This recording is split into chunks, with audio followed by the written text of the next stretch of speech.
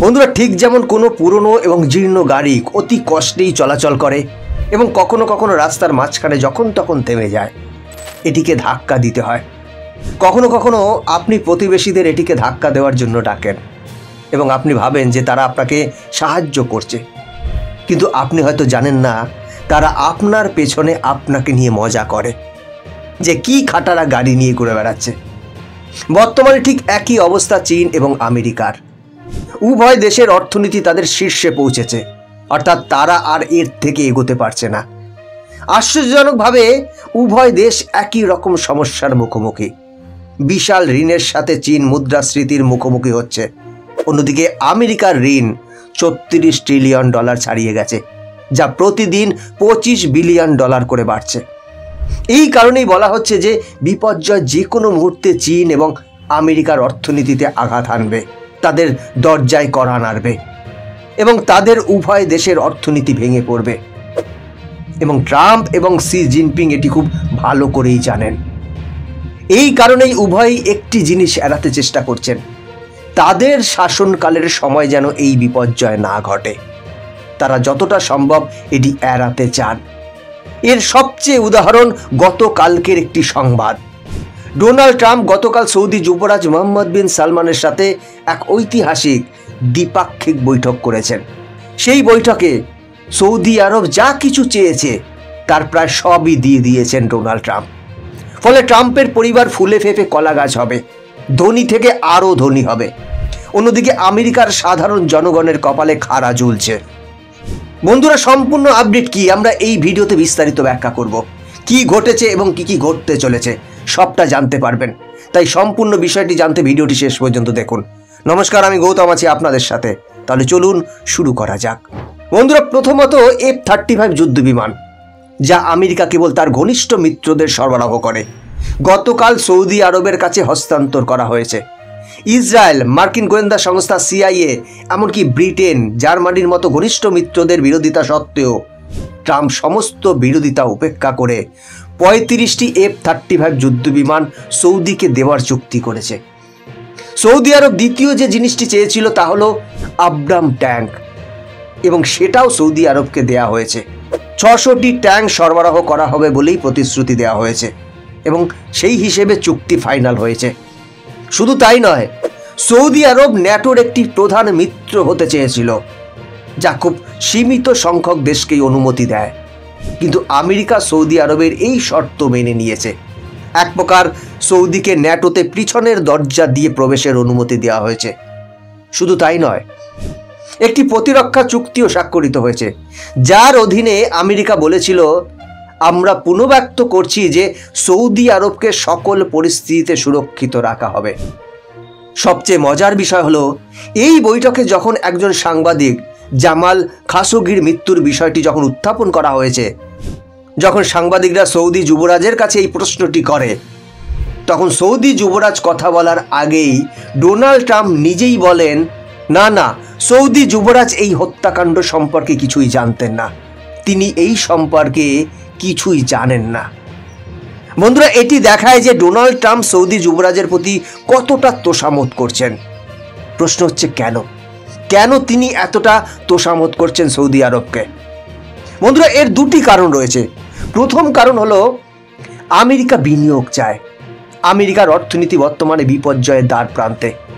Trump জানেন যে এই ট্র্যাজেডি এড়ানো এক প্রকার অসম্ভব। তিনি কেবল চান যে এটি তার মেয়াদ শেষ হওয়ার পরে ঘটুক।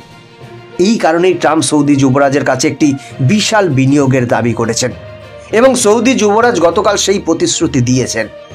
সৌদি যুবরাজ বলেছেন যে তিনি মার্কিন যুক্তরাষ্ট্রে তার বিনিয়োগ $1 ট্রিলিয়ন উন্নীত করবেন এবং আগামী 3 বছরে মার্কিন বাজারে ধারাবাহিকভাবে উল্লেখযোগ্য পরিমাণ অর্থ পাম্প করবেন এবং আমেরিকাকে যথেষ্ট পরিমাণে বিনিয়োগ প্রদান করবেন। এবং এটি একটি বিশাল বিনিয়োগ। এর মাধ্যমে ট্রাম্প যে কোনো উপায়ে এই ট্র্যাজেডি, এই ভুল এড়াতে চেষ্টা করবেন। তবে বিশেষজ্ঞদের মতে 2028-29 সালের মধ্যে ট্রাম্পের কৌশলগুলি কাজ করার সম্ভাবনা প্রায় নেই বললেই চলে, কারণ প্রতিবেদনগুলি ইঙ্গিত দেয় যে সৌদি আরব $1000 প্রতি ব্যারেল দামে অপরিশোধিত তেল বিক্রি করলেই এই প্রতিশ্রুতি বিনিয়োগ পূরণ করা সক্ষম হবে। তা না হলে নয়। কিন্তু বর্তমানে প্রায় $60 থেকে $70 বিক্রি হচ্ছে এই তেল। এর অর্থ হলো সৌদি আরবকে কমপক্ষে 12 থেকে 15 গুণ অপরিশোধিত তেলের দাম বাড়াতে হবে, তবেই তারা এই বিনিয়োগের প্রতিশ্রুতি পূরণ করতে পারবে, যা এক প্রকার অসম্ভব। কারণ যদি তা হয় তাহলে আপনার আমার বাড়িতে আসা পেট্রোল এবং ডিজেলের দাম প্রতি লিটারে $1000 থেকে $1500 পৌঁছে যাবে। তবেই সৌদি আরব তার প্রতিশ্রুতি পূরণ করতে সক্ষম হবে, যা বাস্তবসম্মত নয়। এটি কেবল সৌদি আরবের একটি চাল ট্রাম্পকে ফাঁদে ফেলার, এবং তারা যা চেয়েছিল তা পেতে সৌদি আরবের একটি কৌশল। F-35 নিজেদের প্রতিরক্ষা, এবং ইতিমধ্যেই তারা প্রচুর যে অস্ত্র অর্জন করেছে। এবং সৌদি আরব ট্রাম্পের কাছ থেকে লিখিত নিয়েছে যে আগামীকাল যদি সৌদি আরবের উপর আক্রমণ হয়, কোনো দেশ যদি সৌদি আরবের উপর আক্রমণ করে, তাহলে ট্রাম্প পিছু হটতে পারবে না। তাকে সৌদি আরবের জন্য সেনাবাহিনী মোতায়েন করতে হবে। আর সৌদি রাজপরিবারের জন্য সবচেয়ে বড় সুবিধা হলো ট্রাম্প এবং তার সরকার তাদের ভাবমূর্তি পরিষ্কার করার দায়িত্ব নেবে। অতএব আগামী 4 বছরের জন্য সৌদি রাজপরিবারের জন্য এটি একটি লাভজনক ডিল। কিন্তু এবার প্রশ্ন হলো, ট্রাম্প কি এই আর্থিক বিষয়টি সম্পর্কে সম্পূর্ণ অবগত নন? বন্ধুরা, তাহলে বলি, এটা সবারই জানা। ট্রাম্পও জানেন যে এটা বাস্তবে হবে না। বরং আমেরিকান মিডিয়ায় এই হিসেবগুলো দিয়েছে যে সৌদি আরব তারা তাদের বিনিয়োগের প্রতিশ্রুতি পূরণ করতে পারবে না। এবার প্রশ্ন হচ্ছে, তারা তাহলে এই ডিল কেন করছে? বন্ধুরা, এখানেই আসে দ্বিতীয় বিষয়টি।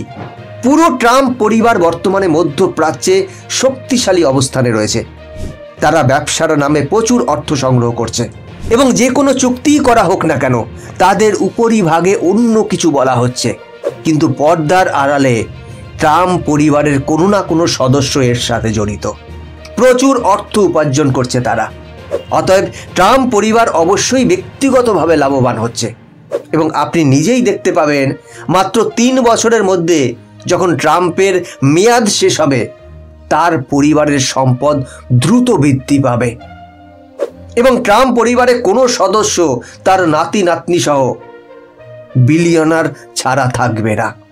কিন্তু এর মূল্য কে দেবে? যারা ট্রাম্পকে রাষ্ট্রপতি হতে ভোট দিয়েছেন, আমেরিকার সাধারণ জনগণ। তারা এর পরিণতি ভোগ করবে। তো বন্ধুরা, এই বিষয়ে আপনাদের কি মতামত? আপনারা বিষয়টিকে কিভাবে দেখছেন? ট্রাম্পের এই নীতি সম্পর্কে আপনাদের কি মতামত? কমেন্ট করে জানাবেন। বন্ধুরা, আজকের ভিডিও এখানেই শেষ করছি। এরকম ইনফরমেটিভ ভিডিও দেখার জন্য চ্যানেলটিকে সাবস্ক্রাইব করে বেল আইকনটি প্রেস করে রাখুন। দেখা হচ্ছে পরবর্তী ভিডিওতে। ভালো থাকবেন, সাথে থাকবেন।